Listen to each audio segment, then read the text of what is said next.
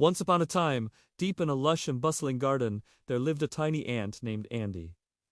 Now, Andy was small, even for an ant. And the other ants would often tease him, saying, "Hey, Shortstack, you're so tiny, you're almost invisible." But Andy wasn't bothered by their taunts. He had a big dream, and that made him strong. One day, as Andy was taking a stroll, he saw a big crumb of bread lying near the garden path. It was huge, compared to his tiny body, but Andy's eyes sparkled with determination. "I can do this," he said to himself, and with that, he started to move the crumb.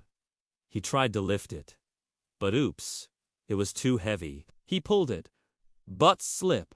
He fell backward. He pushed it, but boom, it rolled away.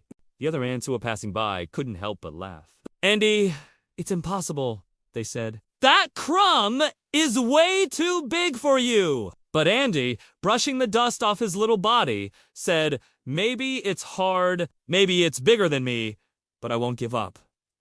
And with that, he started again. This time, instead of trying to move the crumb all at once, he broke it into smaller pieces. Then, bit by bit, trip by trip, he carried the bread back to his anthill. It took the whole day. It took all his strength. But at the end of the day, Andy stood proudly beside the pile of bread he had collected.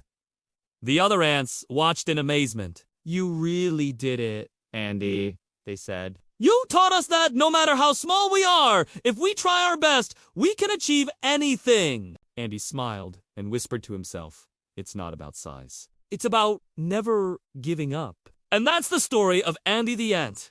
A story about believing in yourself and your dreams no matter how big they seem. Because as Andy proved, with patience and hard work, even the smallest ant can achieve big things. So don't ever give up on your dreams, my little friends. Keep trying and you'll see that anything is possible.